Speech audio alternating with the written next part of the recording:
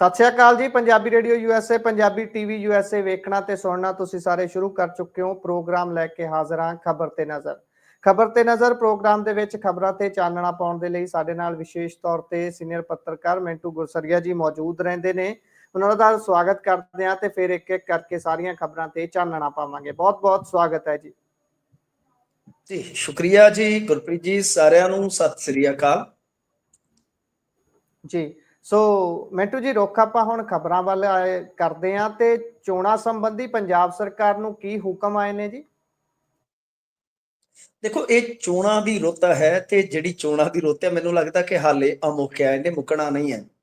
ਦਰਅਸਲ ਕੀ ਹੈ ਕਿ ਤੁਹਾਨੂੰ ਯਾਦ ਹੋਏਗਾ ਕਿ ਜਿਵੇਂ ਹੀ ਆਮ ਆਦਮੀ ਪਾਰਟੀ ਨੇ ਸੱਤਾ ਸੰਭਾਲੀ ਸੀਗੀ, 5 ਨਿਗਮ ਜਿਹਦੇ ਵਿੱਚ ਪਟਿਆਲਾ, ਅੰਮ੍ਰਿਤਸਰ, ਜਲੰਧਰ, ਲੁਧਿਆਣਾ ਤੇ ਫਗਵਾੜਾ, ਇਹਨਾਂ ਦੇ ਮੇਅਰਾਂ ਦੀ ਮਿਆਦ ਪੁੱਗ ਗਈ।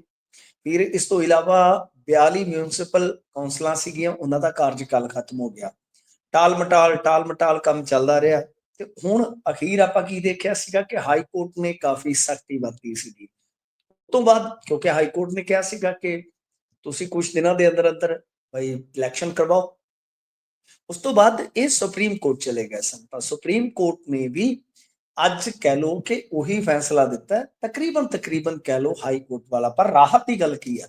ਰਾਹਤ ਦੀ ਗੱਲ ਗੁਰਪ੍ਰੀਤ ਜੀ ਇਹ ਹੈ ਕਿ ਜਿਵੇਂ ਕਿਹਾ ਗਿਆ ਕਿ 15 ਦਿਨਾਂ ਦੇ ਵਿੱਚ ਤੁਸੀਂ ਨੋਟੀਫਿਕੇਸ਼ਨ ਜਿਹੜਾ ਉਹ ਜਾਰੀ ਕਰੋ ਤੇ 8 ਹਫ਼ਤਿਆਂ ਵਿੱਚ ਸਮੁੱਚੀ ਜਿਹੜੀ ਚੋਣ ਪ੍ਰਕਿਰਿਆ ਹੈ ਉਸਨੂੰ ਪੂਰਿਆ ਕਰ ਲਿਆ ਜਾਏ। ਤਾਂ ਮਤਲਬ ਇਹ ਹੈ ਕਿ 2.5 ਮਹੀਨੇ ਜਿਹੜੇ ਆ ਉਹ ਮਿਲ ਗਏ ਆ ਪੰਜਾਬ ਸਰਕਾਰ ਨੂੰ। ਇਹਨਾਂ 2.5 ਮਹੀਨਿਆਂ ਦੇ ਵਿੱਚ ਹੋ ਸਕਦਾ, ਕਿਉਂਕਿ ਪੇਚ ਫਸਦਾ ਹੈ ਹੱਦਬੰਦੀ ਨੂੰ ਲੈ ਕੇ, ਕਿਉਂਕਿ ਤੁਹਾਨੂੰ ਪਤਾ ਹੀ ਆ ਜਦੋਂ ਹੱਦਬੰਦੀ ਕੋਈ ਵੀ ਸਰਕਾਰ ਆਪਣੇ ਕਾਰਜਕਾਲ 'ਚ ਆਉਂਦੀ ਹੈ ਤਾਂ ਉਹ ਇਸ ਹਿਸਾਬ ਨਾਲ ਕਰਦੀ ਹੈ ਕਿ ਉਹਨਾਂ ਨੂੰ ਵਧੇਰੇ ਫਾਇਦਾ ਮਿਲ ਸਕੇ, ਉਹਨਾਂ ਦਾ ਫਾਇਦਾ ਜ਼ਿਆਦਾ ਹੋਵੇ। ਸੋ ਇਸ ਕਰਕੇ ਹੁਣ ਦੇਖਣਾ ਹੋਏਗਾ, ਕਿਉਂਕਿ ਹਾਈ ਕੋਰਟ ਨੇ ਜਦੋਂ ਪਿਛਲੀ ਵਾਰੀ ਆਰਡਰ ਦਿੱਤਾ ਸੀਗਾ ਤਾਂ ਇਹ ਇੱਕ ਬੜਾ ਵੱਡਾ ਸਵਾਲ ਪੈਦਾ ਹੋ ਗਿਆ ਸੀਗਾ ਕਿ ਕੀ ਨਵੀਂ ਹੱਦਬੰਦੀ ਜਾਂ ਪੁਰਾਣੀ ਹੱਦਬੰਦੀ, ਇਸ ਨੂੰ ਆਧਾਰ ਬਣਾ ਕੇ ਇਲੈਕਸ਼ਨ ਲੜਿਆ ਜਾਏਗਾ। ਕਿਉਂਕਿ ਤੁਹਾਨੂੰ ਪਤਾ ਹੀ ਆ ਹੱਦਬੰਦੀ ਦੇ ਵਿੱਚ ਇਲਾਕਾ ਬਦਲ ਜਾਂਦਾ ਹੈ ਨਾ, ਵੋਟਰ ਬਦਲ ਜਾਂਦਾ ਹੈ। ਸੋ ਇਸ ਵਾਸਤੇ ਹੁਣ ਇਹ ਦੇਖਣਾ ਹੋਏਗਾ ਕਿ ਜਿਹੜਾ ਇਹਨਾਂ ਦੇ ਕੋਲ ਕੁੱਲ ਮਿਲਾ ਕੇ 2-2.5 ਮਹੀਨਿਆਂ ਦਾ ਸਮਾਂ ਹੈ, ਕਿ ਉਹਦੇ ਵਿੱਚ ਇਹ ਨਵੀਂ ਹੱਦਬੰਦੀ ਕਰਵਾਉਂਦੇ ਆ, ਪੁਰਾਣੀ ਹੱਦਬੰਦੀ ਦੇ ਨਾਲ ਹੀ ਇਹ ਇਲੈਕਸ਼ਨ ਜਿਹੜਾ ਉਹ ਅੱਗੇ ਕਰਵਾਇਆ ਜਾਏਗਾ। ਪਰ ਇਹ ਗੱਲ ਸਾਫ਼ ਆ ਕਿ ਬਈ ਹੁਣ ਜੇ ਆਪਾਂ ਦੇਖੀਏ ਤਾਂ ਜਿਵੇਂ ਆਪਾਂ ਗੱਲ ਕਰਦੇ ਹਾਂ ਕਿ ਇਲੈਕਸ਼ਨ ਦੀ ਜਿਹੜੀ ਇੱਥੇ ਰੁੱਤ ਆ ਉਹ ਹਾਲੇ ਹੋਰ ਚੱਲੇਗੀ। ਜਿਵੇਂ ਹੀ ਇਹ ਇਲੈਕਸ਼ਨ ਨੇਪਰੇ ਚੜਨਗੇ, ਹੋ ਸਕਦਾ ਕਿ ਗਾਂ SGPC ਦਾ ਇਲੈਕਸ਼ਨ ਵੀ ਆਪਾਂ ਨੂੰ ਦਿਖਾਈ ਦੇਣ ਲੱਗ ਪਵੇ। ਕਿਤੇ ਨਾ ਕਿਤੇ SGPC ਦਾ ਇਲੈਕਸ਼ਨ ਵੀ ਜਿਹੜਾ ਹੈ ਉਹ ਸੰਭਾਵੀ ਤੌਰ ਤੇ ਨੇੜੇ ਨਜ਼ਰ ਆਏਗਾ। ਜੀ। ਸੋ ਵੇਖਦੇ ਹਾਂ ਕਿ ਆਉਣ ਵਾਲੇ ਦਿਨਾਂ 'ਚ ਹੁਣ ਮੈਨੂੰ ਲੱਗਦਾ ਉਂਗਲ ਨੀਲੀ ਰਹੂਗੀ ਬਹੁਤਾ ਸਮਾਂ ਪੰਜਾਬੀਆਂ ਦੀ। ਸੋ ਆਪਾਂ ਵੱਧਦੇ ਹਾਂ ਅੱਗੇ ਤੇ ਚੰਨੀ ਸਾਹਿਬ ਆਏ ਦਿਨ ਆਪਣੇ ਬਿਆਨਾਂ ਦੇ ਨਾਲ ਕੁਝ ਨਾ ਕੁਝ ਭੜਥੂ ਪਾਉਂਦੇ ਰਹਿੰਦੇ ਨੇ ਤੇ ਹੁਣ ਉਹਨਾਂ ਨੇ ਜਿਹੜਾ ਬਿੱਟੂ ਨੂੰ ਲੈ ਕੇ ਗੱਲ ਆਖੀ ਹੈ ਉਹ ਹਾਸੇ ਵਾਲੀ ਵੀ ਹੈ ਤੇ ਉਹਦੇ 'ਚ ਕਿਤੇ ਨਾ ਕਿਤੇ ਤਰਕ ਵੀ ਹੈ। ਤੇ ਜਿਹੜਾ ਉਹਨਾਂ ਨੇ ਬਿੱਟੂ ਤੇ ਗੱਲ ਕੀਤੀ ਹੈ? ਦੇਖੋ, ਰਵਨੀਤ ਬਿੱਟੂ ਆਪਣੇ ਆਪ ਨੂੰ ਅੱਜ ਕੱਲ ਇੱਕ ਦਾਅਵੇਦਾਰ ਸਮਝਦੇ ਆ ਕਿ ਸਰਕਾਰ ਤੇ 27 ਚ ਭਾਜਪਾ ਨੇ ਬਣਾ ਹੀ ਲੈਣੀ ਆ, ਮੁੱਖ ਮੰਤਰੀ ਵੀ ਆਪਣੇ ਤੋਂ ਬਗੈਰ ਬਈ ਕੌਣ ਹੋ ਸਕਦਾ ਹੈ। ਗੱਲ ਇਹ ਆ ਕਿ ਹੁਣ ਇਹਨਾਂ ਨੂੰ ਜਦੋਂ ਪੁੱਛਿਆ ਗਿਆ ਚੰਨੀ ਸਾਹਿਬ ਨੂੰ, ਇੱਕ ਥਾਂ ਤੇ ਚੰਨੀ ਸਾਹਿਬ ਨੇ ਤੇ ਇੱਥੋਂ ਤੱਕ ਕਹਿ ਦਿੱਤਾ ਕਿ ਯਾਰ ਬਿੱਟੂ ਕਰੀ ਜਾਂਦੇ ਹੋ, ਤੁਹਾਨੂੰ ਹਾਸੀ ਨਹੀਂ ਆਉਂਦੀ ਇਦਾਂ ਦੀ ਗੱਲ ਸੁਣ ਕੇ? ਤਾਂ ਹੁਣ ਇਹਨਾਂ ਨੇ ਜਵਾਬ ਦਿੱਤਾ ਹੈ ਕਿ ਦੇਖੋ, ਨੀਟੂ ਸ਼ਟਰਾਂ ਵਾਲਾ ਜਿਹੜਾ ਉਹ ਬਣਦਾ ਮੁੱਖ ਮੰਤਰੀ ਤਾਂ ਬਣ ਜਾਵੇ, ਸੰਭਵ ਹੋ ਸਕਦਾ, ਇਹ ਨਾ ਬਣਦਾ ਹੋਇਆ।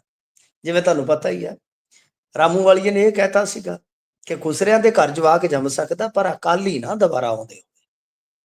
ਤਾਂ ਲਗਭਗ ਇਸੇ ਤਰ੍ਹਾਂ ਹੁਣ ਰਵਨੀਤ ਬਿੱਟੂ ਦਾ ਜਿਹੜਾ ਜਵਾਬ ਆ ਉਹ ਚੰਨੀ ਸਾਹਿਬ ਨੇ ਦਿੱਤਾ ਹੈ ਕਿ ਬਈ ਇਹਨਾਂ ਦਾ ਮੁਸ਼ਕਿਲ ਆ। ਦੇਖੋ, ਗੱਲ ਇਹ ਆ ਜੇ ਆਪਾਂ ਚੰਨੀ ਸਾਹਿਬ ਨੂੰ ਵੇਖੀਏ, ਚੰਨੀ ਸਾਹਿਬ ਵੀ ਬੜੇ ਮਜ਼ਾਈਆ ਤਨਜ਼ੀਆ ਅੰਦਾਜ਼ ਦੇ ਵਿੱਚ ਨਾ ਇਹ ਗੱਲਾਂ ਜਿਹੜੀਆਂ ਕਰਦੇ ਰਹਿੰਦੇ ਆ। ਪਰ ਚੰਨੀ ਸਾਹਿਬ ਦਾ ਪ੍ਰਚਾਰ ਚੋਣਾ ਮੇਰੇ ਖਿਆਲ ਦੇ ਨਾਲ ਕਾਂਗਰਸ ਵਾਸਤੇ ਸ਼ੁਭ ਸੰਕੇਤ ਹੈ। ਇਹਨਾਂ ਦੀ ਬਿਆਨਬਾਜ਼ੀ ਕਿਸ ਤਰ੍ਹਾਂ ਦੀ ਰਹਿੰਦੀ ਆ, ਕਿਸ ਤਰ੍ਹਾਂ ਗੱਲਾਂ ਬਾਤਾਂ ਜਿਹੜੀਆਂ ਉਹ ਅੱਗੇ ਵੱਧਦੀਆਂ, ਉਹ ਤੇ ਸਾਰਾ ਜੀ ਕੁਝ ਬਾਅਦ ਦੇ ਵਿੱਚ ਵੇਖਿਆ ਜਾਊਗਾ। ਖਾਸ ਤੌਰ ਤੇ ਮੈਂ ਵੀ ਇਸ ਚੀਜ਼ ਨੂੰ ਨੋਟ ਕੀਤਾ, ਤੁਸੀਂ ਵੀ ਸ਼ਾਇਦ ਨੋਟ ਕੀਤਾ ਹੋਏਗਾ ਕਿ ਚੱਬੇਵਾਲ ਜਿੱਥੇ ਜੀ ਚੰਨੀ ਸਾਹਿਬ ਇੱਕ ਤਰ੍ਹਾਂ ਨਾਲ ਗੇਮ ਚੇਂਜਰ ਸਾਬਤ ਹੋ ਸਕਦੇ ਸਨ, ਕਾਂਗਰਸ ਨੇ ਉੱਥੇ ਉਹਨਾਂ ਨੂੰ ਹਾਲੇ ਤੱਕ ਇਸਤੇਮਾਲ ਨਹੀਂ ਕੀਤਾ। ਹੁਣ ਮਾਲਵੇ 'ਚ ਉਹ ਆ ਗਏ ਨੇ। ਮਾਲਵੇ ਦੇ ਵਿੱਚ ਤੇ ਕੱਲ ਉਹਨਾਂ ਨੇ ਨਾ ਬਰਨਾਲੇ ਦੇ ਵਿੱਚ ਗੁਰਪ੍ਰੀਤ ਜੀ ਇੱਥੋਂ ਤੱਕ ਕਹਿ ਦਿੱਤਾ ਅਕਾਲੀਆਂ ਨੂੰ ਕਿ ਹੁਣ ਸਾਡੀ ਮਦਦ ਕਰੋ ਵੀਰੋ, ਆਓ ਆਪਾਂ ਰਲ ਮਿਲ ਕੇ ਆਮ ਆਦਮੀ ਪਾਰਟੀ ਤੇ ਭਾਜਪਾ ਦੋਨਾਂ ਨੂੰ ਹਰਾਈਏ।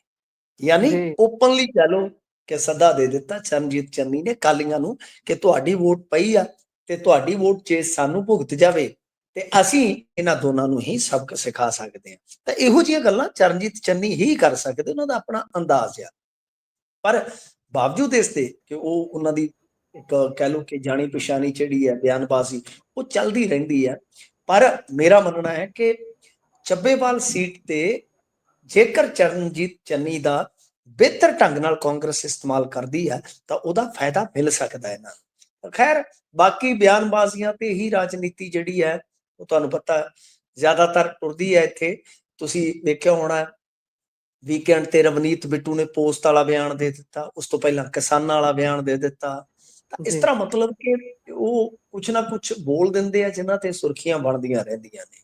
ਪਰ ਅੱਜ ਰਵਨੀਤ ਬਿੱਟੂ ਨੇ ਡਰੱਗ ਤੇ ਮੇਰੇ ਖਿਆਲ ਦੇ ਨਾਲ ਇੱਕ ਹੋਰ ਤਕਰੀਰ ਦਿੱਤੀ ਆ। ਇਹ ਸਾਰਾ ਕੁਝ ਚੱਲ ਰਿਹਾ ਹੈ। ਜੇ ਆਪਾਂ ਵੇਖੀਏ ਤਾਂ ਰਵਨੀਤ ਬਿੱਟੂ ਦਾ ਪੂਰਾ ਜ਼ੋਰ ਤੇ ਲੱਗਿਆ ਹੋਇਆ ਕਿ ਦੜਬਾਹਾ ਦੇ ਵਿੱਚ ਅੱਗੇ ਕੀ ਬਣਦਾ ਪਤਾ ਨਹੀਂ। ਪਰ ਚਰਨਜੀਤ ਚੰਨੀ ਦੇ ਜਿਹੜੇ ਬਿਆਨ ਹੈ ਉਹਨਾਂ ਦੇ ਮਾਇਨੇ ਤੇ ਇਹੀ ਕੱਢੇ ਜਾ ਸਕਦੇ ਕਿ ਕੁਝ ਵੀ ਹੋ ਸਕਦਾ ਹੈ। ਰਵਨੀਤ ਬਿੱਟੂ ਮੁੱਖ ਮੰਤਰੀ ਨਹੀਂ ਬਣੇਗਾ, ਬਾਕੀ ਸਮਾਂ ਦੱਸੇਗਾ। ਕਿਸੇ ਨੇ ਇਹ ਵੀ ਨਹੀਂ ਸੀ ਸੋਚਿਆ ਨਾ ਕਿ ਕਦੇ ਚੰਨੀ ਵੀ ਸੀਐਮ ਬਣਨਗੇ। ਜੀ ਤਾਂ ਉਹ ਵੀ ਤਾਂ ਇੱਕ ਤਰ੍ਹਾਂ ਨਾਲ ਕਹਿ ਲਓ ਕਿ ਕਿਸੇ ਚਮਤਕਾਰ ਤੋਂ ਘੱਟ ਨਹੀਂ ਸੀਗਾ। ਤਾਂ ਪਤਾ ਨਹੀਂ ਕਿਹਦੇ ਬਈ ਮੁਕੱਦਰ ਦੇ ਵਿੱਚ ਕਿਸੇ ਵੇਲੇ ਕੀ ਲਿਖਿਆ ਜਾਣਾ। ਸੋ ਇਹ ਆ ਕਿ ਰਵਨੀਤ ਬਿੱਟੂ ਬਾਰੇ ਇਹਨਾਂ ਨੇ ਤੇ ਇੱਕ ਮਜ਼ਾਹੀਆ ਜੀ ਗੱਲ ਟਾਲ ਦਿੱਤੀ ਆ, ਪਰ ਰਵਨੀਤ ਬਿੱਟੂ ਤੇ ਪੂਰੀ ਫੀਲਿੰਗ ਚੱਕੀ ਫਿਰਦੇ ਆ। ਜੀ ਜੀ ਸੋ ਬਣੇ ਤਣੇ ਸੀਐਮ ਆਪਣੇ ਆਪ ਨੂੰ ਸਮਝ ਰਹੇ ਨੇ ਤੇ ਬਿਆਨ ਵੀ ਧੜਾ ਧੜ ਸਿੱਟੇ ਜਾ ਰਹੇ ਨੇ। ਪਰ ਆਪਾਂ ਕਰਦੇ ਹਾਂ ਅਗਲੀ ਖਬਰ ਦਾ ਰੁਖ ਤੇ ਲੰਗਾਹ ਦੀ ਮੀਟਿੰਗ ਦੇ ਚਰਚੇ ਨੇ ਜੀ। ਦੇਖੋ ਉਹੀ ਗੱਲ ਅਕਾਲੀਆਂ ਦੀ ਵੋਟ ਵਾਲੀ ਆ ਗੁਰਪ੍ਰੀਤ ਜੀ। ਤੁਸੀਂ ਦੇਖਿਆ ਹੋਣਾ ਚੱਬੇਵਾਲ ਉੱਥੇ ਵੀ ਤੇ ਅਕਾਲੀ ਵੋਟ ਜਿਹੜੀ ਹੈ ਉਹ ਇੱਕ ਤਰ੍ਹਾਂ ਨਾਲ ਕਹਿ ਲਓ ਕਿ ਭੰਬਲ ਭੂਸਾ ਹੈ ਕਿ ਕਿਸ ਨੂੰ ਜਾਏਗੀ, ਕਿ ਠੰਡਲ ਸਾਹਿਬ ਨਾਲ ਲੈ ਜਾਣਗੇ, ਕਿ ਕਿਸੇ ਹੋਰ ਨੂੰ ਪਊਗੀ, ਜਾਂ ਉਹ ਡਿਵਾਈਡ ਹੋ ਜਾਏਗੀ। ਤਾਂ ਜਦੋਂ ਇਸ ਤਰ੍ਹਾਂ ਮਲਟੀ ਕਾਰਨਰ ਕੋਈ ਵੀ ਟੱਕਰ ਹੁੰਦੀ ਆ ਉਹਦੇ ਵਿੱਚ ਇਸ ਤਰ੍ਹਾਂ ਦੀ ਜਿਹੜੀ ਵੋਟ ਆ ਉਹ ਕਿਸੇ ਨਾ ਕਿਸੇ ਨੂੰ ਫਾਇਦਾ ਤੇ ਜ਼ਰੂਰ ਪਹੁੰਚਾਉਂਦੀ ਹੈ। ਹੁਣ ਜੇ ਡੇਰਾ ਬਾਬਾ ਨਾਨਕ 'ਚ ਤੁਸੀਂ ਦੇਖੋਗੇ ਤਾਂ ਉੱਥੇ ਸੁੱਚਾ ਸਿੰਘ ਲੰਗਾਹ ਕੋਈ ਛੋਟਾ ਨਾਮ ਨਹੀਂ ਹੈ ਗੁਰਪ੍ਰੀਤ ਜੀ। ਬੇਸ਼ੱਕ ਬਈ ਵੀਡੀਓ ਵਾਇਰਲ ਹੋਣਾ, ਉਸ ਤੋਂ ਬਾਅਦ ਉਹਨਾਂ ਦਾ ਹਾਸ਼ੀਏ ਤੇ ਚਲੇ ਜਾਣਾ, ਠੀਕ ਹੈ, ਕਮਜ਼ੋਰ ਜ਼ਰੂਰ ਕਰ ਗਿਆ। ਪਰ ਇਹ ਗੱਲ ਪੱਕੀ ਹੈ ਕਿ ਉੱਥੇ ਅਕਾਲੀਆਂ ਦਾ ਵੋਟ ਬੈਂਕ, ਸਥਿਰ ਵੋਟ ਬੈਂਕ ਜਿਸ ਨੂੰ ਆਪਾਂ ਕਹਿੰਦੇ ਆ, ਉਹ ਹੈਗਾ ਆ। ਇਹਦੇ ਵਿੱਚ ਕੋਈ ਸ਼ੱਕ ਨਹੀਂ, ਕੋਈ ਦੋ ਰਾਏ ਨਹੀਂ। ਹੁਣ ਪੰਗਾ ਇਹ ਆ ਗੁਰਪ੍ਰੀਤ ਜੀ ਕਿ ਸੁੱਖੀ ਰੰਧਾਵਾ ਤੇ ਸੁੱਚਾ ਸਿੰਘ ਲੰਗਾਹ ਇਹ ਆਪੋ ਵਿੱਚ ਦੀ ਬਹੁਤ ਜ਼ਿਆਦਾ ਦਵੈਸ਼ ਰੱਖਦੇ ਆ, ਨਿੱਜੀ ਮਤਲਬ ਕਿ ਇਹਨਾਂ ਦੀ ਅਦਾਵਤ ਜਿਹੜੀ ਉਹ ਪਰਸਨਲ ਆ। ਜਦੋਂ ਵੀਡੀਓ ਵਾਲਾ ਰੌਲਾ ਪਿਆ, ਸ਼ਾਇਦ ਤੁਹਾਨੂੰ ਯਾਦ ਹੋਏਗਾ, ਉਦੋਂ ਮੂੰਹ ਸੁੱਚਾ ਸਿੰਘ ਲੰਗਾਹ ਨੇ ਇਸ ਸਾਰੀ ਸਾਜ਼ਿਸ਼ ਦੇ ਪਿੱਛੇ ਸੁਖਜਿੰਦਰ ਸਿੰਘ ਰੰਧਾਵਾ ਦਾ ਨਾਂ ਲਿਆ ਸੀ। ਜੀ ਹੁਣ ਜ਼ਰਾ ਦੀ ਗੱਲ ਆ ਕਿ ਚਲੋ ਅਕਾਲੀ ਦਲ ਚ ਵਾਪਸੀ ਹੋ ਗਏ, ਸਭ ਕੁਝ ਹੋ ਗਿਆ। ਸੁੱਚਾ ਸਿੰਘ ਲੰਗਾਹ ਸ਼ਾਇਦ ਆਪ ਇਲੈਕਸ਼ਨ ਲੜਦੇ ਵੀ ਨਾ, ਇਲੈਕਸ਼ਨ ਲੜ ਸਕਦੇ ਸਨ ਉਹਨਾਂ ਦੇ ਸੁਪੁੱਤਰ ਸੋਨੂ ਲੰਗਾਹ। ਪਰ ਐਨ ਮੌਕੇ ਤੇ ਅਕਾਲੀਆਂ ਨੇ ਕਹਿ ਲਓ ਕਿ ਪਿੜ ਚੋਂ ਪੈਰ ਪਿਛਾਂ ਖਿੱਚ ਲਿਆ।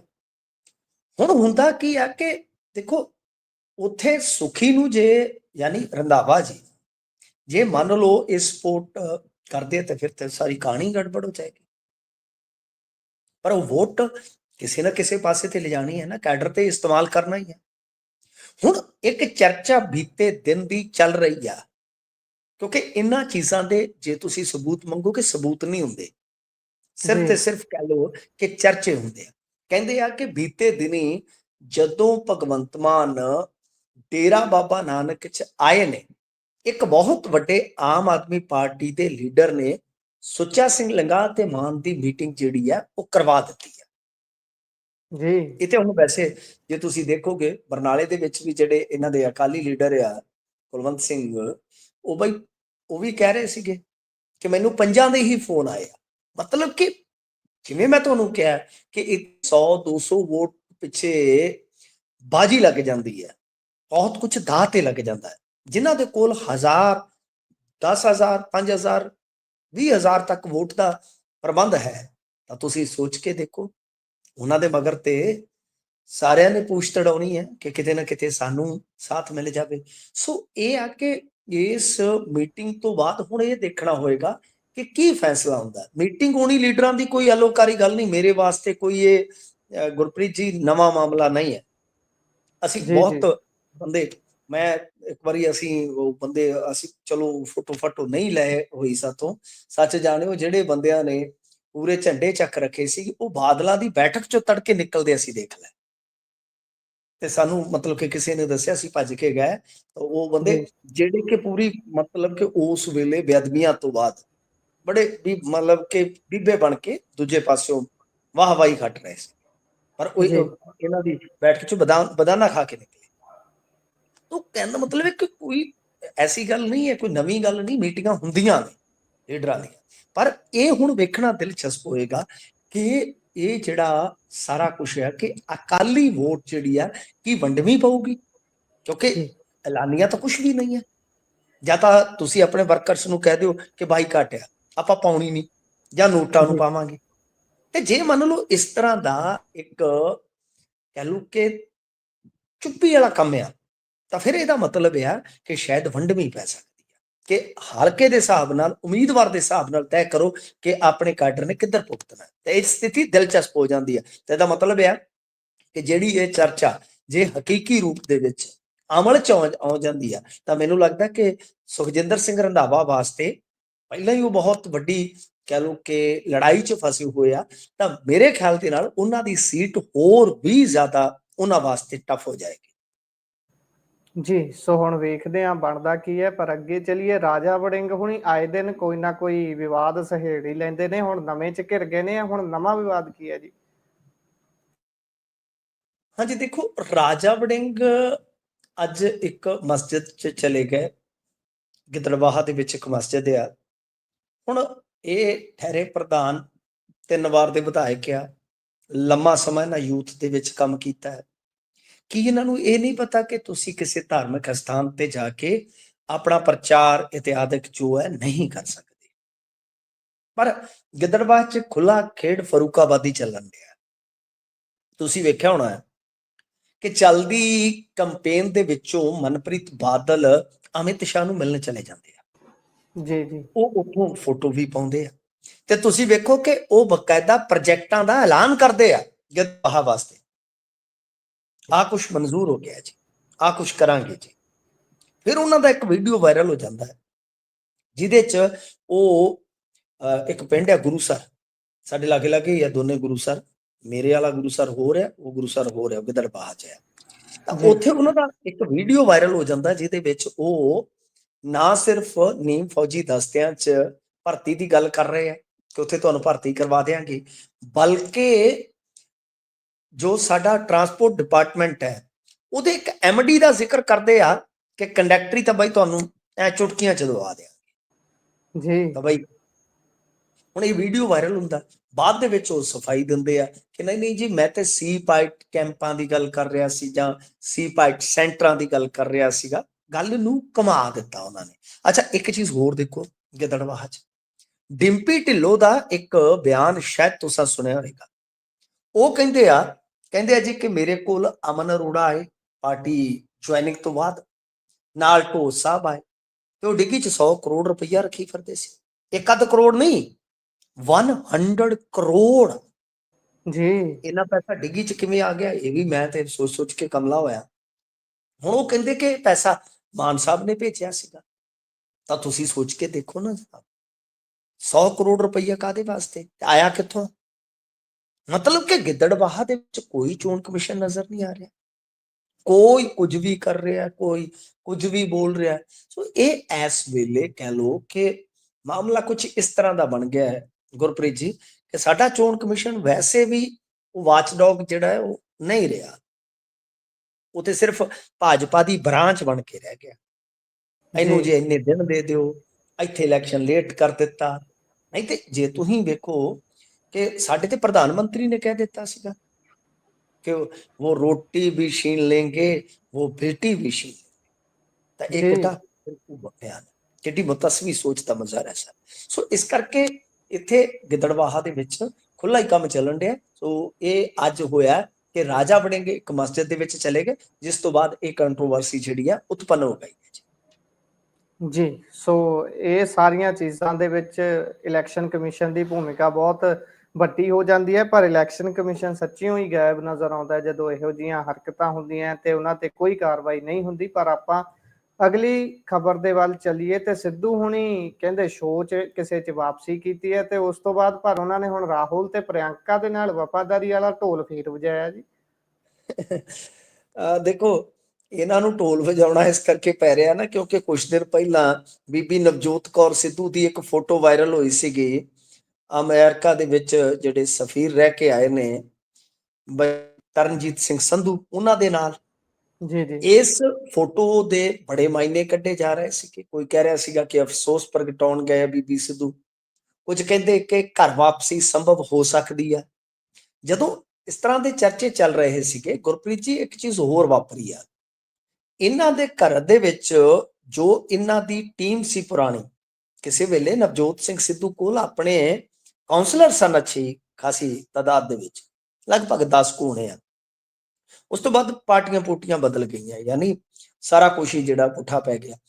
ਕਹਿਣ ਦਾ ਮਤਲਬ ਇਹ ਆ ਕਿ ਇਹਨਾਂ ਨੇ ਆਪਣੇ ਜਿਹੜੇ ਵਰਕਰਸ ਨੇ ਉਹਨਾਂ ਦੇ ਨਾਲ ਮਿਲਣੀਆਂ ਵੀ ਸਟਾਰਟ ਕਰ ਦਿੱਤੀਆਂ ਬੀਬੀ ਨਵਜੋਤ ਕੌਰ ਸਿੱਧੂ ਨੇ। ਕਿਆਫੇ ਇਹ ਲੱਗ ਰਿਹਾ ਸੀ ਕਿਉਂਕਿ ਉਧਰੋਂ ਖਬਰ ਆ ਗਈ ਕਿ ਸ਼ਾਇਦ ਕਪਿਲ ਸ਼ਰਮਾ ਦੇ ਸ਼ੋਅ 'ਚ ਜਾ ਰਹੇ, ਕੋਈ ਕਹਿ ਰਿਹਾ ਜੀ 1 ਐਪੀਸੋਡ ਕਰਨਾ, ਕੋਈ ਕਹਿੰਦੇ ਜੀ ਕਿ ਹੁਣ ਕੰਮ ਲੰਮਾ ਹੀ ਚੱਲੂ।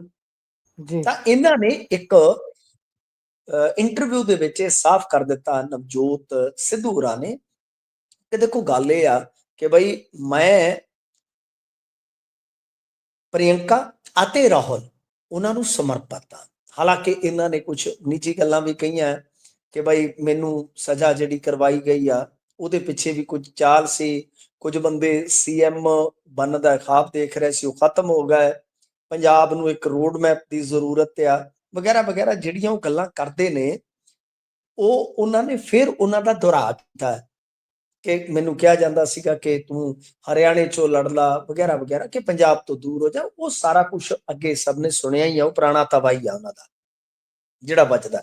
ਤਾਂ ਕਹਿੰਦਾ ਮਤਲਬ ਇਹ ਹੈ ਕਿ ਇੱਕ ਵਾਰੀ ਇਹਨਾਂ ਨੇ ਆਪਣੀ ਵਫਾਦਾਰੀ ਜਿਹੜੀ ਹੈ ਜਾਂ ਸਮਰਪਣ ਭਾਵ ਹੈ ਜਿਹੜਾ ਗਾਂਧੀ ਫੈਮਿਲੀ ਪ੍ਰਤੀ ਪ੍ਰਗਟਾਇਆ ਜ਼ਰੂਰ ਆ, ਪਰ ਅੱਗੇ ਹੁਣ ਉਹਨਾਂ ਦੀ ਜਿਹੜੀ ਰਾਜਸੀ ਪਾਰੀ ਆ ਉਹਦੇ ਤੇ ਫੇਰ ਸ਼ਸ਼ੋ ਪੰਜ ਆ ਗੁਰਪ੍ਰੀਤ ਜੀ।